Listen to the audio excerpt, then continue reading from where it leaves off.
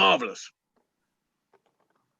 Ladies and gentlemen, and assembled company on whatever platform you are watching this, whether you are on at theworldstorytellingcafe.com, watching us live by pressing the gold join meeting button, which I see some of you have, or whether you're watching us without joining the meeting, or whether you're on YouTube or Facebook, welcome.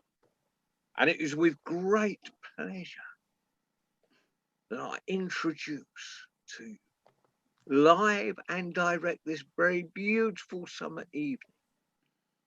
Well, I hope it's a beautiful summer evening wherever you are. It might be, we have no idea where you are. You could be the middle of the night.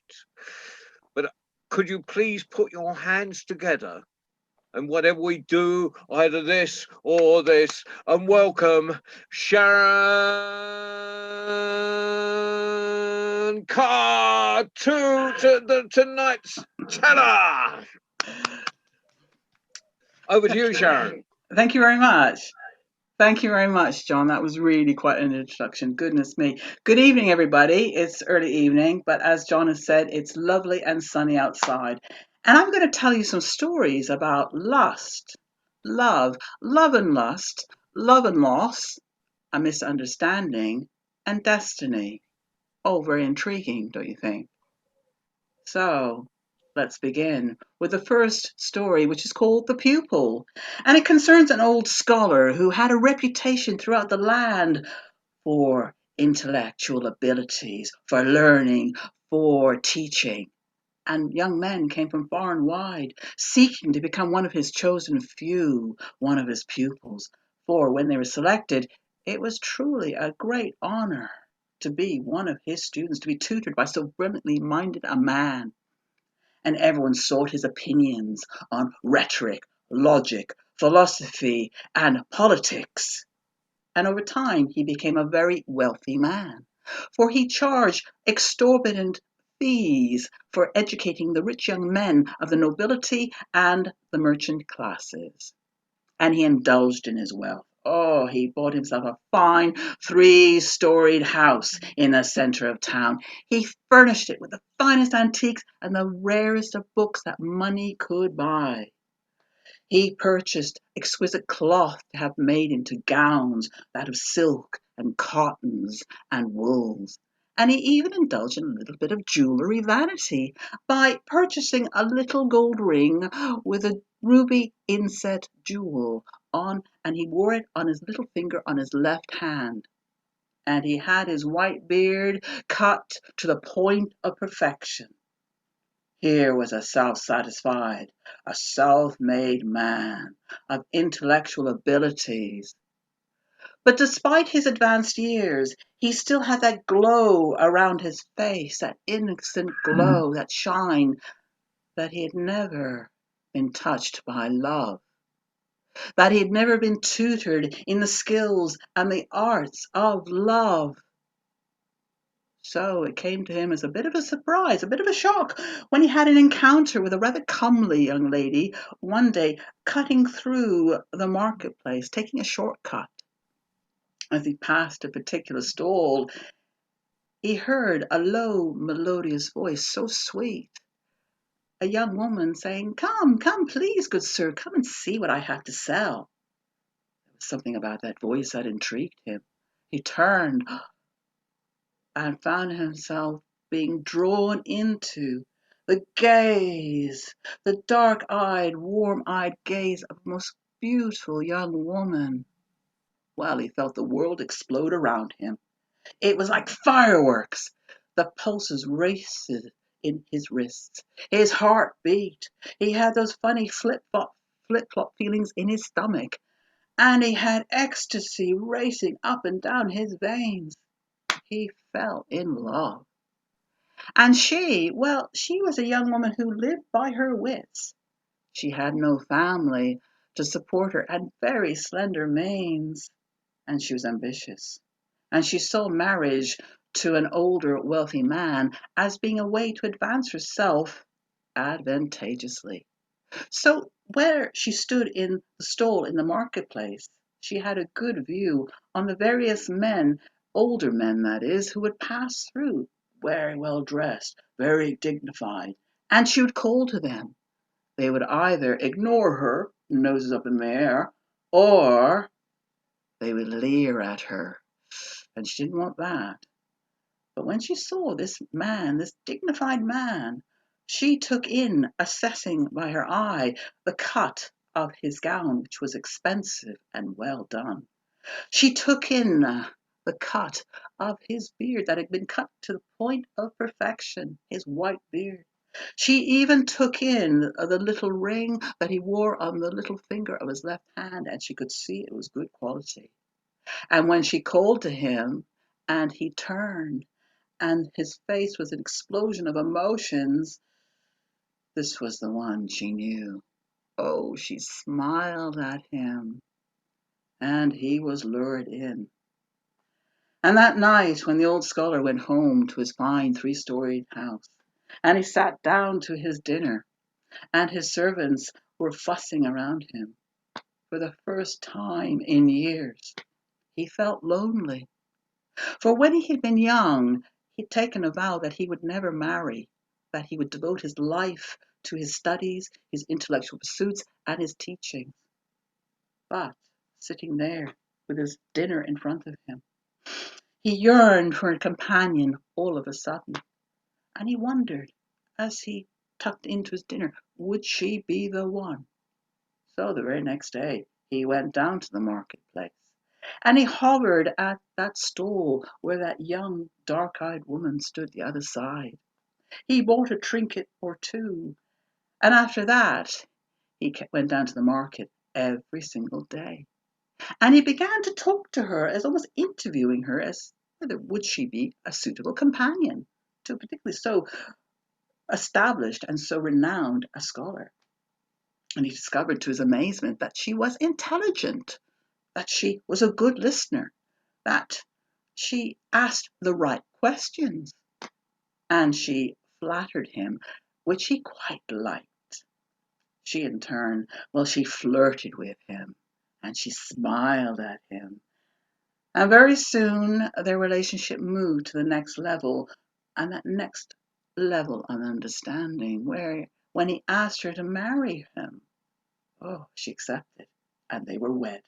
And nightly he took his pleasure in her company, and she obliged because she saw that as part of the deal, where she would fuss over him, she would cosset him, she would care for him, because she knew it was only a matter of time before she would become a woman of wealth and substance and status as the old scholar's widow.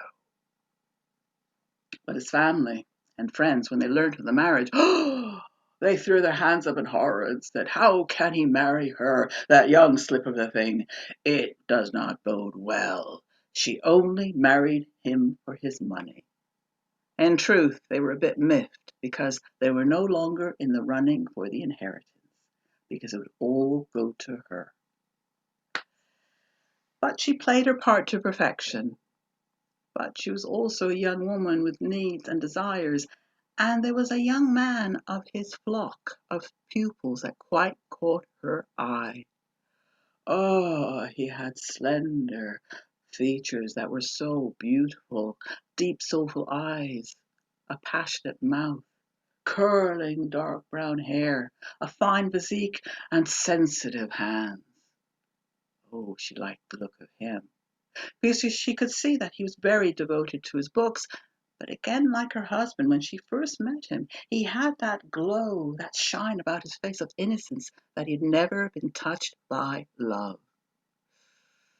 And she thought to herself, oh, I think I could teach him a lesson or two. I could give him some lessons that my husband, my good dear husband, could not give him. But she had to wait her time. And he, in turn, that young pupil, well, he had taken note of her eyes, of the shape of her lips, and of her curves. But being a pupil of so esteemed a scholar, so respected, he did not make any further moves. So maybe he was not as inexperienced as she so thought. Well, the time came when her husband, the old scholar, was called away for an emergency to a distant university, to a sudden exam board, and he would be gone overnight. Before he left, the young man was still upstairs in his studies at his lessons, and he said to him, "Right, when you finish your lessons, young man, my wife will show you out, and I will see you next week." Downstairs, as he was ready to depart, on the doorstep his little wife stood on tiptoe, and she kissed the tip of his nose, and she said, "Oh, my love," looking at him with deep, soulful eyes, "please take care of yourself. I will miss you so much tonight. Please come back soon as possible tomorrow." And he patted her cheek. Oh, he felt so loved as a husband, or so he thought. "Do not worry, my dear," he said. "I will come home, I promise you, and I will miss you so much tonight too.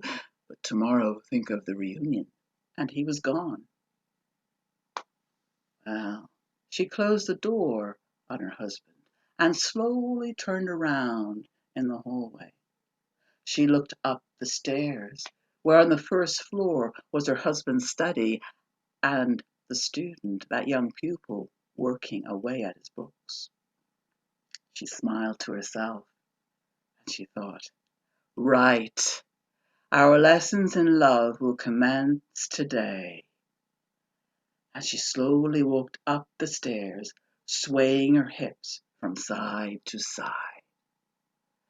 On reaching the first floor, she hovered on the threshold and she looked in. There she saw in the corner of the room the young man sat at a desk, bent over his books. She smiled and she called to him, "Oh, always at your books. Do you not ever take pleasure from your life? Do you ever not take yourself away from those books and experience what life can provide so rich and just enjoy it?" He looked up and seeing her there, he took in the eyes, the shape of her face, her lips, and her curves. But he replied, "Madam, I do assure you, I do take pleasure, but from my studies, I assure you." "Very well." And she left him and carried on up the stairs to the next floor, where was her bedroom.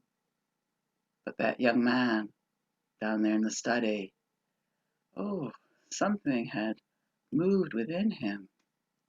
She, in the meantime, was in her bedroom, sat on the bed, and waited. And then she called to him, young man, come up here right now. I have something I want to show you." He said, "Madam, what for?" he shouted back. A little frisson of impatience rippled through her. "Oh, you fool," she said. "Are you not hungry? But you just don't know how to eat. Come up here and I will show you." Well, this made him feel indignant. He closed his books, he got up from his desk, and he began to walk across the floor of the study, thinking, "Of course I know how to eat. Of course I am hungry." Then he thought, maybe they're metaphors, eating and hunger for something. Maybe she could teach me something.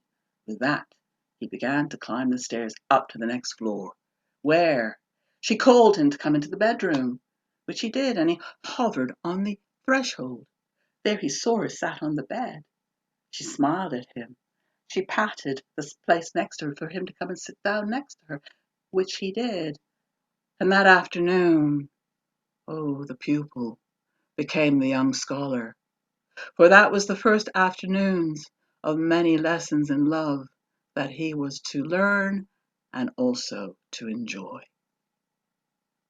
The end of that story of love and lust.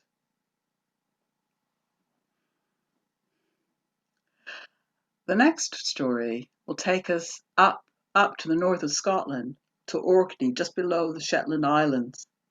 It is a place where I have been on a couple of occasions, and if any of you know anything of Orkney and the islands, it is rich in folklore and folk tales, and also the famous stone circles, the standing stones of Stennis, the ring of Brodka, and the Odin stone. The story I have to tell you concerns a mermaid, the Breckness mermaid. And an area of Breckness is not very far from Stromness, which is one of the main towns on the mainland.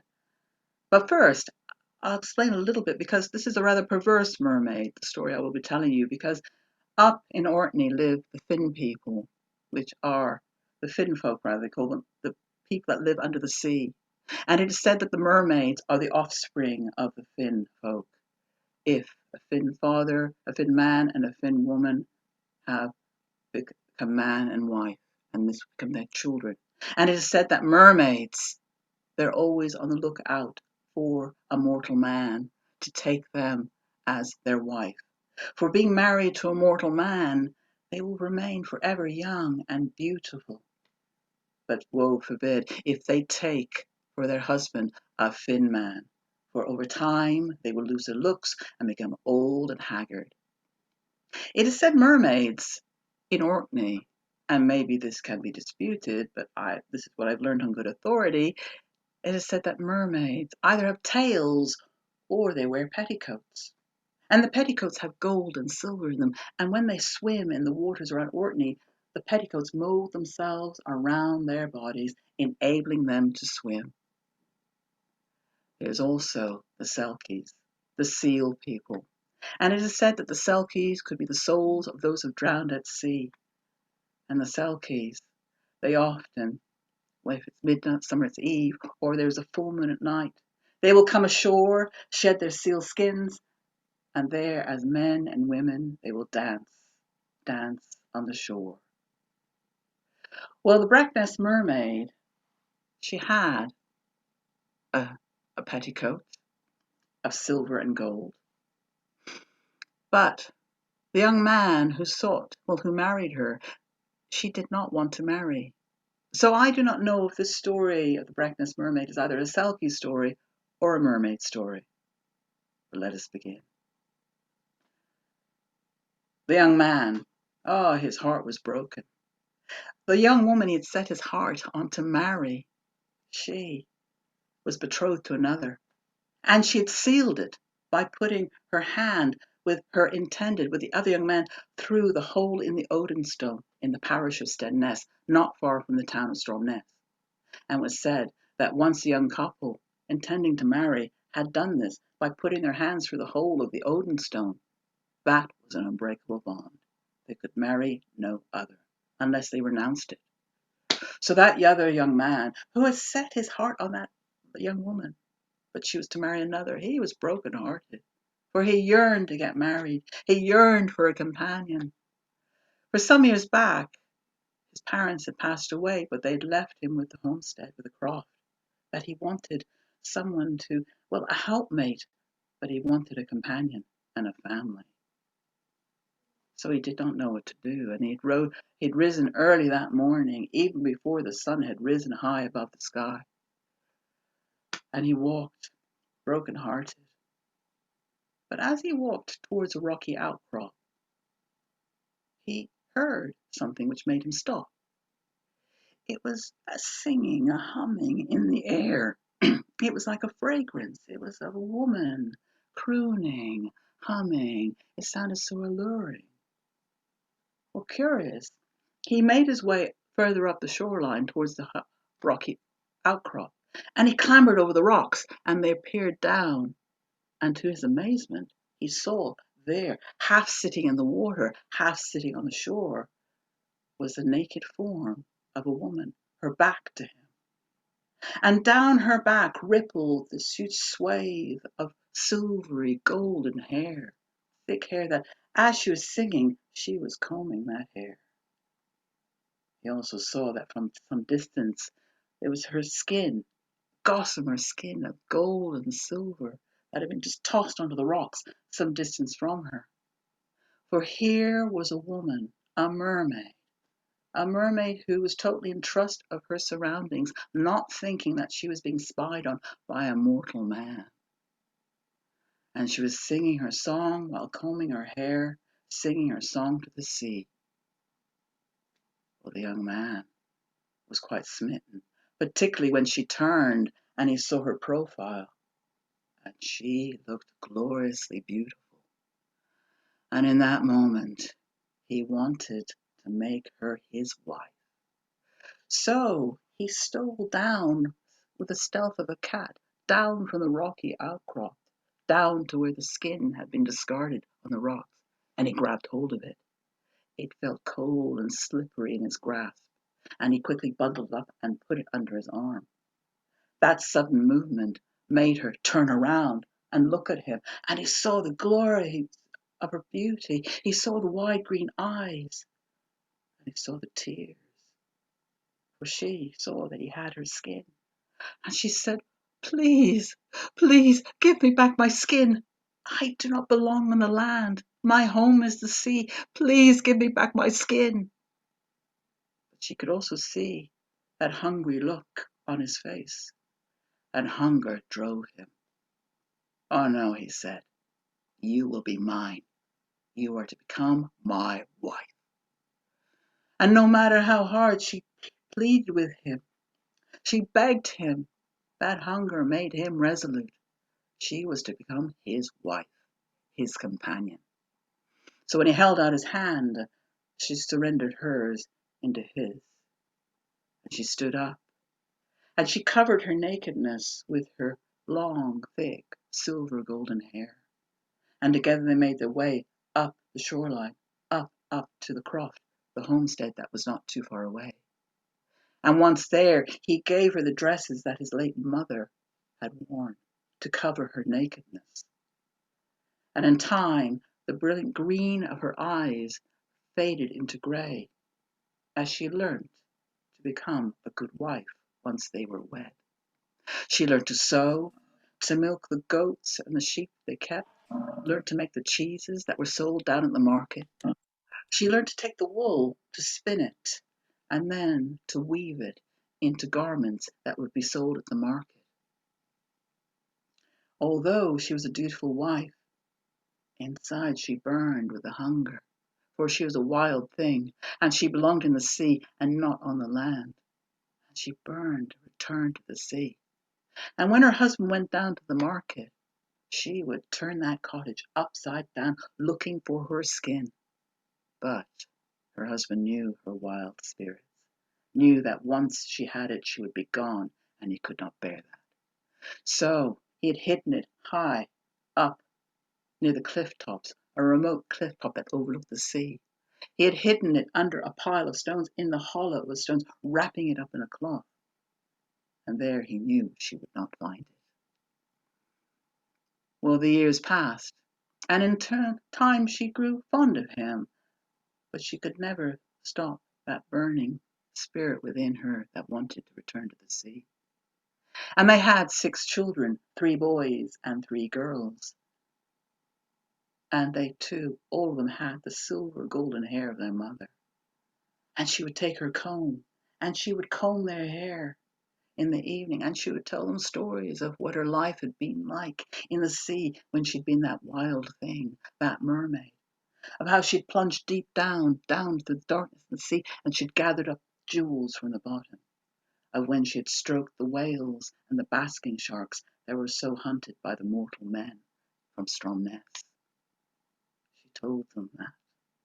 But it was the older daughter, the one that was more like her in nature, that knew that there was that longing in her mother, that seed, though her eyes were grey, that when she talked of her life in the sea, they would then shimmer into that green. And she knew her mother must go back. So the daughter began to join her father when he got up early in the morning, when he began foraging on the shoreline for driftwood and for shellfish. And when he'd often come to the spot where he'd met her mother. And she would then say to her father, "Oh, Father, tell me again. I know I've heard it many times, but please tell me that moment when you met my mother. Tell me." And he would glow as he would recall that moment. And then he would tell his daughter of the skin, the gossamer skin, that petticoat of gold and silver. And she'd say, "But Father, where is it?" And he'd say, "I cannot tell you. For if I tell you and your mother finds out, she will take it and she will return to the sea, and I cannot bear that." But the daughter one day tried a different tact. She said, "Father, if anything happens to you, No one will know where the skin is. And Mother must go back to the sea. You must see it that way, Father. And he listened to his daughter's wise words, and he agreed. And he took her from the shoreline, walking, journeying for some distance, until they came to that cliff, that remote cliff, where on top of it stood the pile of stones. The father then clambered over the stones, and he removed one each, taking them down, and inside into the hollow he brought out the bundle, the cloth. And there he laid it on the ground, and he unfolded it. And there, to the young daughter's amazement, it shimmered into life. The skin, the gossamer skin, the petticoat, gold and silver. "Oh, Father," she said, "it's beautiful." "I know," he said. "Sometimes I've come up here on my own, and I've unfolded it and looked at it, and I've divined in it," he said. "It is beautiful." But then he rolled it back up, and he put it back into the hollow of the rock pile, and he replaced all the rocks, and he said, "Secret between you and me, okay?" And she nodded, but her mind and her heart were decided elsewhere. They returned to the cottage, and the very next day the man was going down to the market and taking 5 of their children, for they had much to sell, many cheeses and many little trinkets that he'd carved from the driftwood that he'd found on the shoreline, as well as the woven garments that his wife and the older daughter had spun with the loom. Oh, the 2 that were left were the daughter, the older one, and the mother. And once they'd waved her father and her siblings goodbye, she took her mother by the hand and said, "Come with me." And they left the cottage. And they made their way up along the shoreline, up to that remote cliff that looked over the sea, up where that pile of rocks stood. And when they got there, the daughter clambered over the rocks. She removed them carefully, and she dipped her hands into the hollow and brought out a bundle of cloth. And she gave it to her mother and said, "Here, you open it." And when the mother unwrapped the cloth, her gossamer skin, her petticoat of gold and silver, shimmered into life. She looked at her daughter, and she took her daughter's face in her hands, and she kissed her, and she hugged her and said, "I must go now. I must go. But," she said, "tell your brothers and sisters that although my home is the sea, I am now bonded to the land because of my love for you all, you and my precious children. But tell them that if they ever wish to see me, to go down to the spot where I met your father on the shoreline, and I will be there for them, and I will comb their hair as I've combed it for so many years, and I will tell them stories." And then she removed the clothes, the dress, and standing naked in front of her daughter, she took up the petticoat, the sea skin, the gossamer skin, and she put it on herself, and it molded around her shapes and her curves. And then she looked at her daughter once more, and she dived off the top of the cliff, down, down, down into the waters, where her daughter watched, even with tears in her eyes, watched her mother plunge into the waters, bob up again, and look up at her daughter and blow her a kiss. And with a flash of a tail, she was gone. That night, the man returned from the market with his children. Oh, they were bubbling with excitement. They had done well that day. They had earned good prices for all the things that they had actually sold. When they came into the cottage, they looked around. All they had, all they saw standing there was the oldest daughter, but no mother. "Where's mother?" said the youngest. And the father looked at his daughter. "Where is your mother?" he said. "Father," she said, "I'm sorry. I'm sorry I've had to break my promise to you, our secret. But I've released her. She's gone back to where she belongs, Father. Back, because she's a wild thing. She belongs to the sea, not here on the land. Not even though she loved us, not here on the land." And then she turned to her brothers and sisters and said,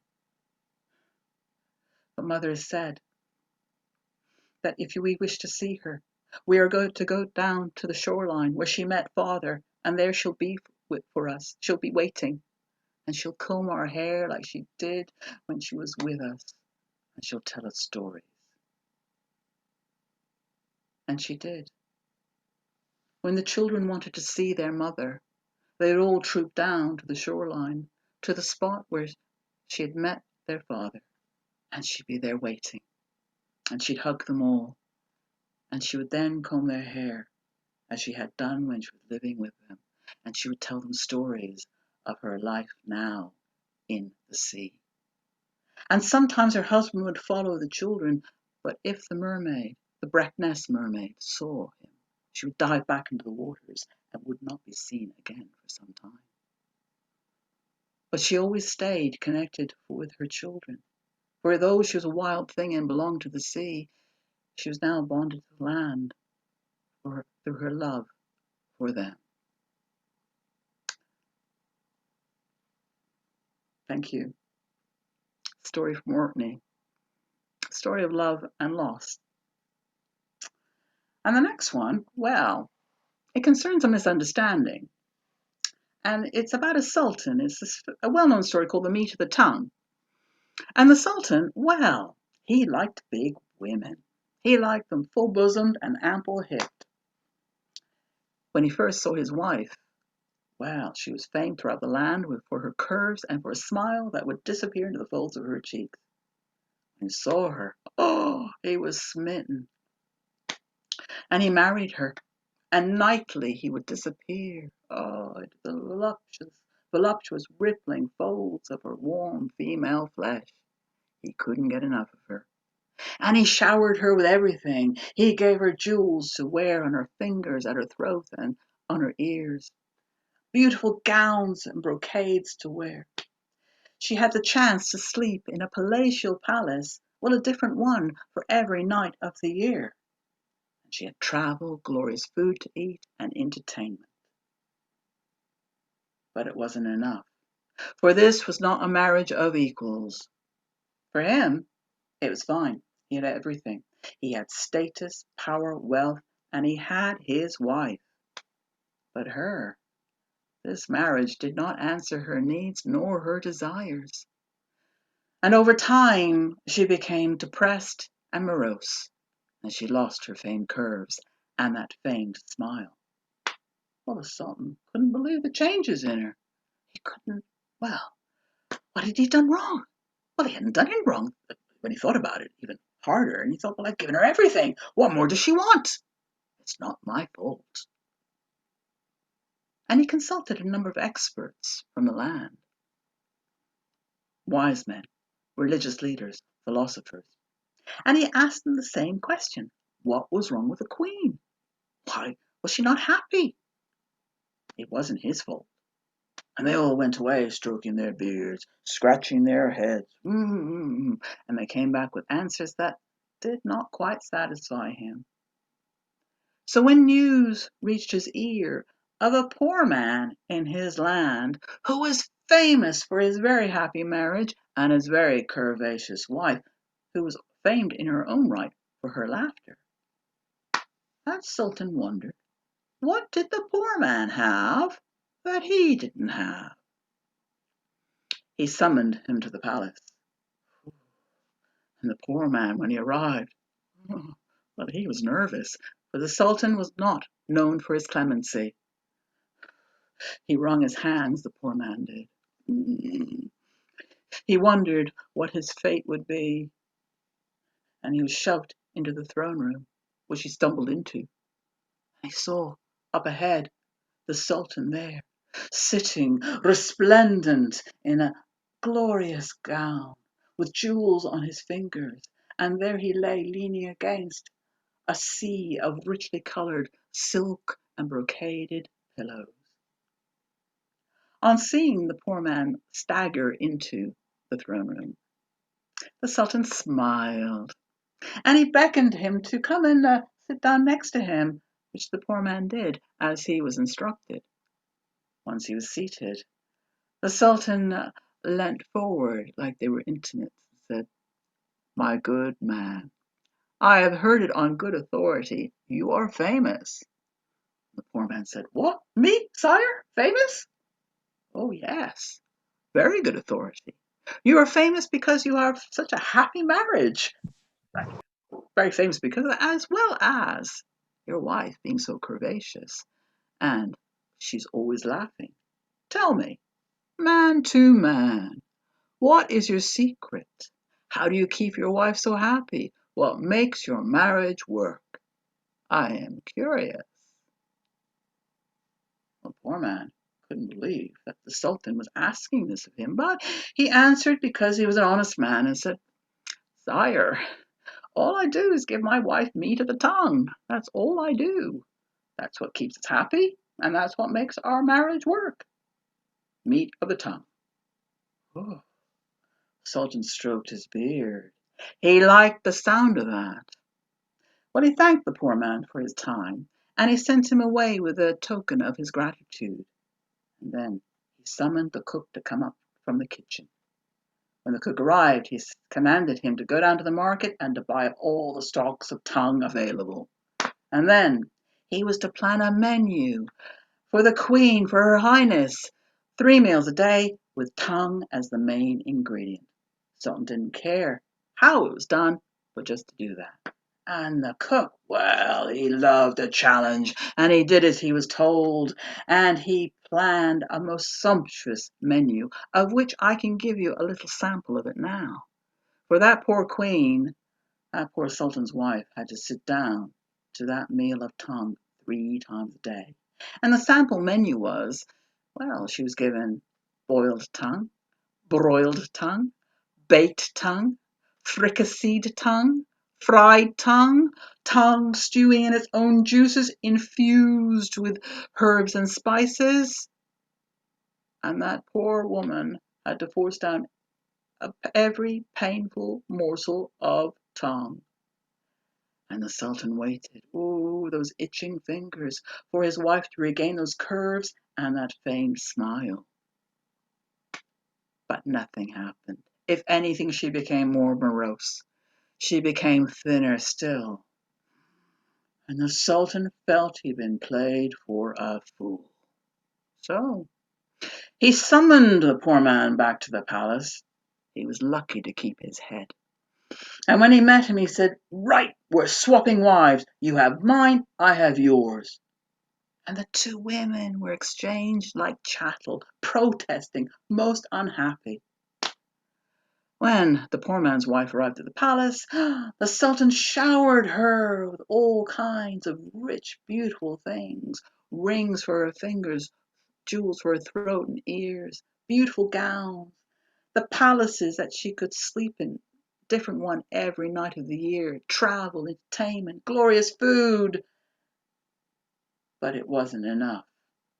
And she, in turn, over time, lost her curves and her feigned laughter as she became more morose and depressed.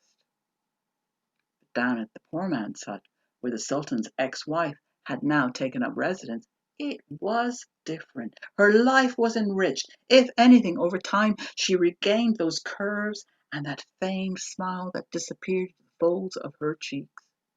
For the poor man gave her his attention. In fact, every single day when he'd come back from having worked in the fields as a laborer, well, down on the table for dinner would be prepared a most exquisite meal, because she would have gotten up early that day to go down to the markets to barter for the best cuts of meat. And then she would have returned home and she would have prepared a most exquisitely cooked meal. And before he arrived, she would have donned her loveliest gown, done her hair, pinched her cheeks, so that when he came through the door, he said, You look lovely tonight, my dear. And when he sat down at the meal and he began to eat, oh, after a few mouthfuls, he would compliment her on how tasty and delicious it was. And when he'd finished, he'd then ask her what she had done that day and who she'd seen. And she would tell him where she'd been, what she'd done, what she'd read. And then he would tell her what he had done that day, who he had spoken to, where he'd been. And then he'd tell her stories of where he had travelled to when he'd been younger, what things had happened, and they would joke together, laugh together, and sing together. And he would ask her views on various world political issues and history and philosophy, for he was truly a learned poor man.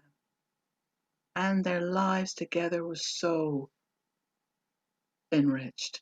And at night, the poor man's meat of the tongue told her a story, well, a very different story that she quite liked the feel. Well, word reached the ears of the Sultan back in the palace, that dissatisfied, miserable Sultan, of the changes to his ex-wife down at the hut of the poor man, that she had regained those curves and that smile. Oh, and the Sultan felt his fingers itch again, and he quite liked the sound of that. And feeling rather benevolent, he sent a message down to the poor man's hut that all was forgiven, return home now. Well, he was a little bit surprised when he had a message back from his ex-wife to say, thank you kindly for your offer, but no, I'm so happy here, I'm staying. Well, not used to having his word defied, he sent a command down to the poor man's hut the second time, saying, you come back now. You've got this, you have no choice in that. And she sent word back saying, thank you kindly, but I'm staying, I'm happy, and I will not be returning to the palace. Well, absolutely outraged that she could have defied his instructions twice, he left the palace, followed by an impressive retinue of servants, and he made his way down to the poor man's hut, where on arrival he banged on the door, demanding entry. She made him wait, but when she opened the door, he couldn't believe his eyes. There she stood before him with those famed curves and that famed smile. Oh, his mouth watered.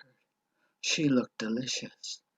But he maintained that stern facade, and he said, you come back with me right now. Well, she stood her ground. She put her hands on her hips, and she looked straight at him in the eye, and she said, oh, no, I'm not coming back. Do you think I'm going to go back to the palace to live that life, that sterile existence with you, that sham marriage? Oh, when we were together, you never even told me you loved me. Never thought about my needs or my desires. Oh, I know I was the object of desire in your eyes, but you never thought about me. Here, my life with the poor man, it is enriched. He treats me like a human being. He asks my opinions about various things, about world politics and what have you. We laugh together. We joke together. We are happy together. Do you think I'd go back to the palace and take up that life with you again? No, I'm staying here. Goodbye. And she shut the door in his face. It was then that the Sultan realized, too late, the wise words, the wise meaning of what the poor man had meant by the meat of the tongue. Thank you. And the final story tonight is about destiny.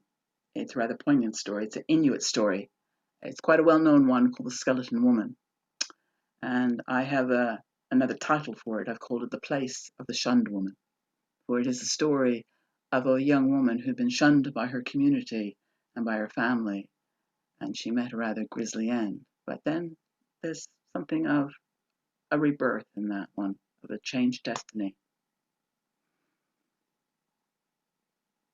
The cliff that jutted out into the waters of the bay, that had the crashing rocks below, it had a name about it that made the locals wary. It was called the Place of the Shunned Woman, and those that lived on the coastline did not use fish in those waters, for they said those waters are haunted.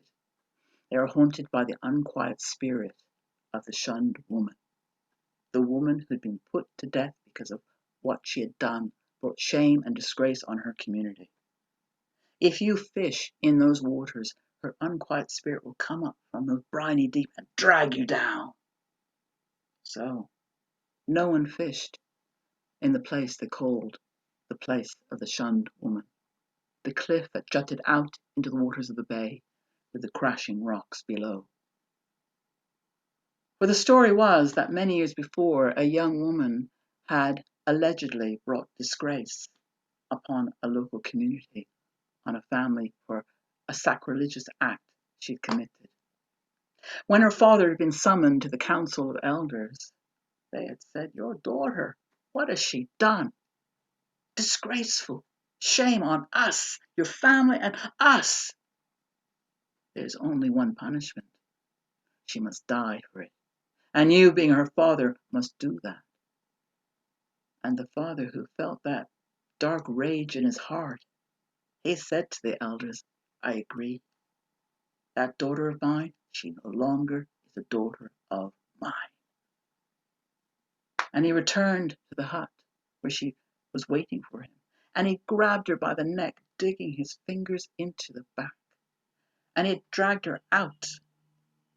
And there marched her towards the cliff that jutted out into the waters of the bay. And while his gaze was straight and it was focused on what he had to do, she stumbled, she tripped, she complained and said, "Father, please, please, your fingers, they're hurting me so. I'm innocent, I'm innocent." And when they reached the edge of the cliff that jutted out into the waters of the bay, Wow. she looked down, and there she saw the waves crashing against the rocks. She heard the roar of the water. She turned to her father to say no, and he pushed her out. And there she fell, screaming, her body twisting, tumbling, turning in the air, until they hit the rocks and was once more still, 2014, gente. lying there on the rocks. Não, 2015. Then the waters of the bay gathered up and claimed her body, and there, it gently rocking in the waters, cradling waters, it floated out, deeper into the bay, where it released her, and she Corta sank a cebola, por favor. down into the bottom of the bay, coming to rest on a bed of seaweed. And there the fish began to nibble around her fingers, around her No toes, problem. around her body, began to nibble the flesh, and the creatures at the bottom nibbled her flesh. And as they did, over time, all that was left were bones that lay on the bed of seaweed. There she lay for many years, being cradled by the waters of the bay. Thanks very much. I'll pause slightly. Yeah. And there she lay on the bottom for many years. But the people, although the years passed, the locals and her parents, who had actually been settled there on the coastline, they moved away searching for other hunting grounds. And they took that story of the shunned woman with them. But what remained was the place name of the cliff that jutted out into the waters of the bay, the place of the shunned woman. And because no one had fished those waters for many years, it was teeming with fish. It was rich, it was abundant, and people who did not know the story came from other areas to settle along the coastline. And when they put their nets and lines down into the waters not far from the cliff that jutted out into the bay, they brought up fish after wriggling silvery fish, one after another. And they said, "This is a good place. We will live here. We will prosper," which they did. And the word eventually reached the ears of a young man, a young fisherman, who was looking for somewhere to settle, somewhere he could call home, where he would get a wife, have a family, and prosper. And he thought he would try that area, not far from the place of the shunned woman.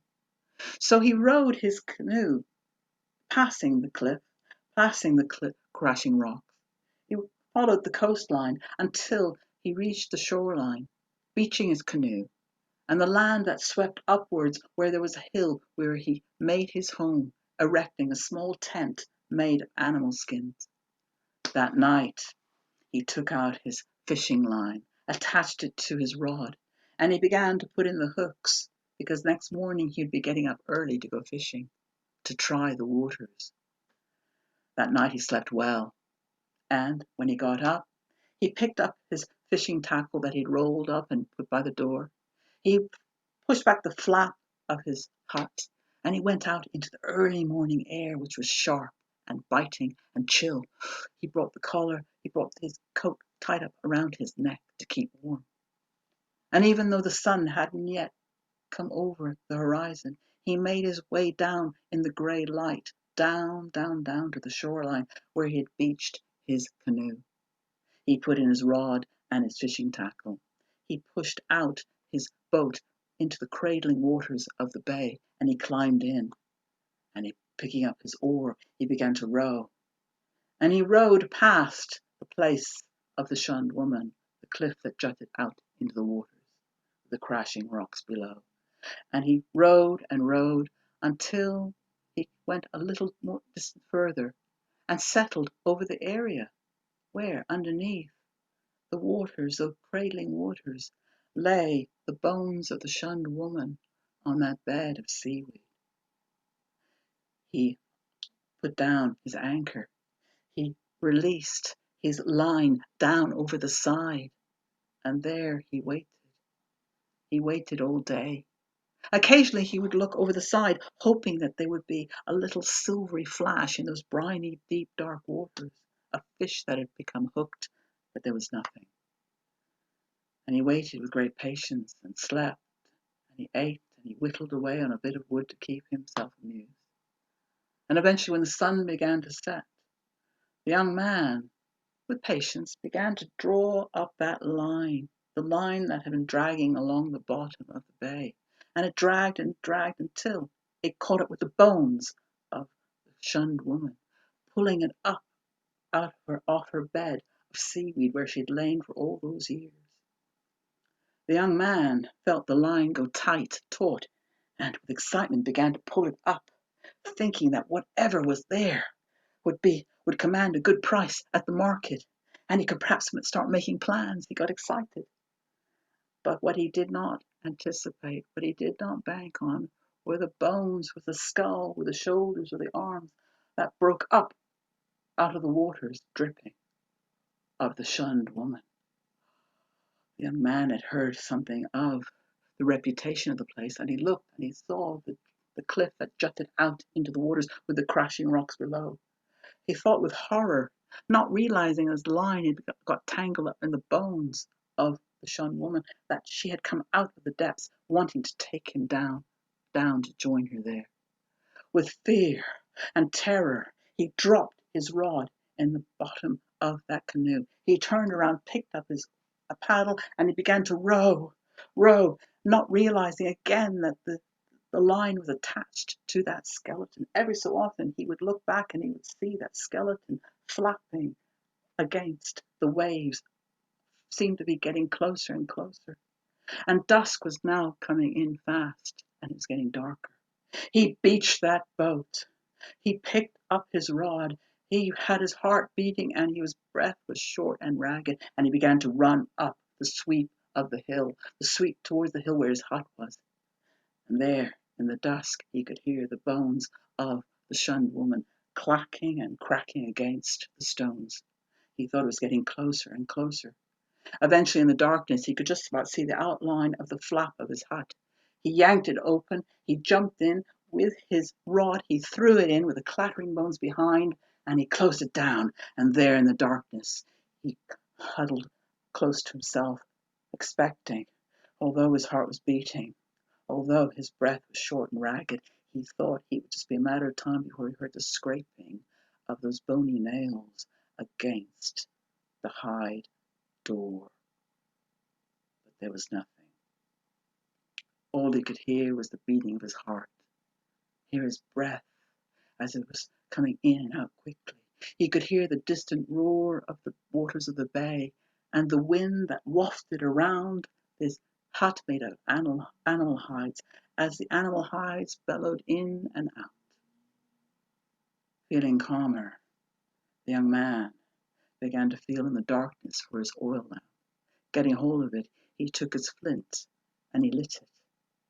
The light of the lamp flashed into the darkness of the hut, and he saw with horror, as his hand began to shake, he saw the skeleton, the skull, propped up against the wall of the hut.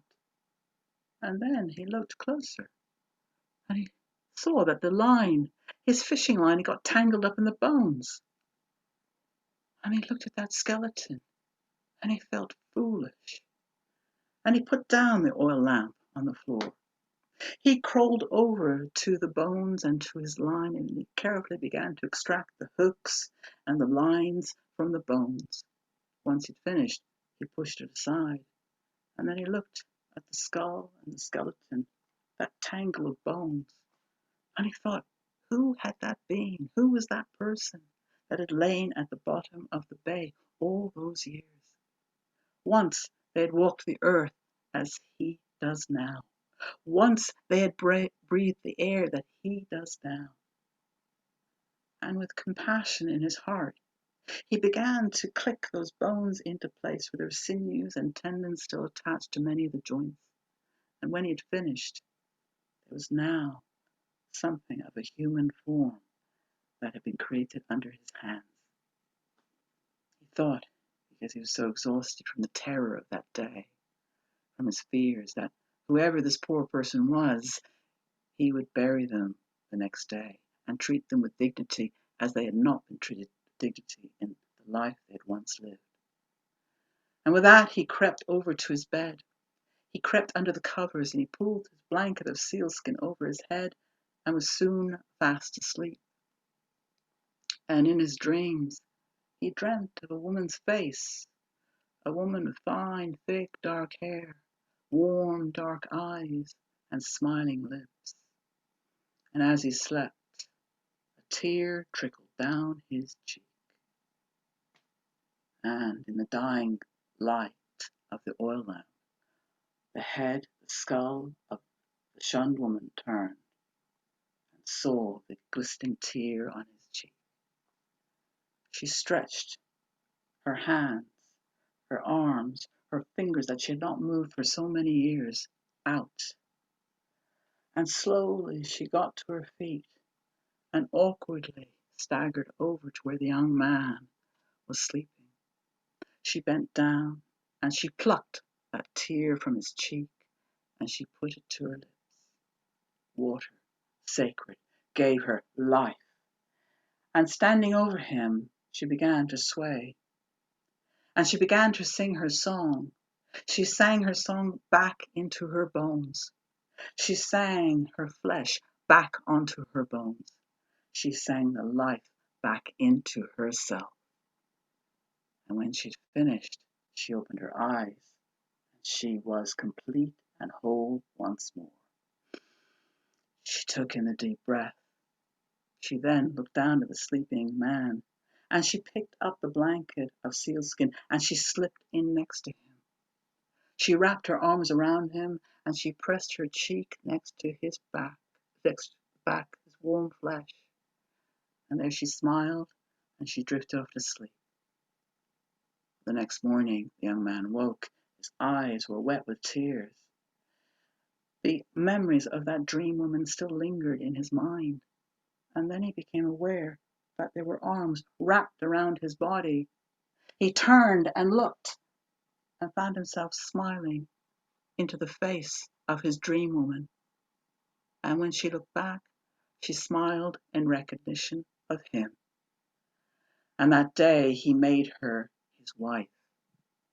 And where once the shunned woman had had a destiny that had been broken by an untimely death, the shunned woman now returned to life, had her destiny fulfilled by the compassionate tears of a caring and loving young man. The end. And that is the end of my stories. Thank you very much for listening. Thank you. Oh, Sharon, that was great. All unmute yourselves to give her a round of applause, please. Everyone unmute. Thank you so much. Julio, Hey. let everyone be heard. Fabio, you're back from the market. Yeah, sorry about that, guys. No, it's perfect. I just love listening to stories and looking at fruit simultaneously. Sharon, that was wonderful. And I haven't realized that my mic was on. No, Oh it my wasn't the mic. God, No, my mic was don't on. worry. It happens. It But happens. she was telling a story about a market, so it was the same. Perfect. Absolutely perfect then.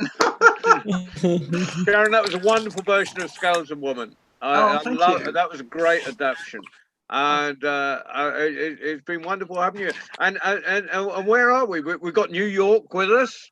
Hello, New York, and we got Morocco. Wow. They're not to be so Bazuha's down there, and Julio, who's down up in Romania, and where are you, Fabio? I'm in Brazil. Oh, Brazil, nice. fantastic. Oh, wow. Brazil, yes. We got yes, North and yes. South America, brilliant. Oh, yeah. I have heard a lot about Sharon because I've been to Toronto Storytelling Festival. I was supposed to tell this year, but everything happened. But Okay. Sarah, Abu Shahar, and Mariella, and a lot of people told me good things about Sharon. Now I had the opportunity to listen Now to you her. see I was that. very close Thank to you, you. but now I'm close Thank you very again. We're much. close again. Yeah, Fabio, while we got you on here, because I'm not going to let you go away, do you want to do a set for us at some point? Do you want to Oh, come on and do one live for us? yes, it It'll would be be lovely. Yeah. sometime in August. I can even give you a date right now. Let me have a look. Okay. I met your friend John Richard in Sharjah. Richard from BBC. Yeah. He's a very nice man, collecting right. stories all over the world. Yeah, so I did Sharjah Children's Festival. So I tell you what, excuse me, but it's such an opportunity. That's It's fine. just it's great, and Sunday the 23rd of August at 6 o'clock. How do you feel about that? Yeah, sounds good. I don't have much appointments. Oh no, there's not a lot going on right now. I'm just going to write you down. Are you on Facebook? I'll friend you on Facebook, and then yes, we can talk later and then we'll see. do all that. Yeah, because Finn, I don't have my I've been meaning to get hold of you for a million years. I don't have my diary book right now. It's okay, but we'll message each other. Yeah. So, Finn. Nice. Wonderful. While you're on, do you fancy doing a set at some point?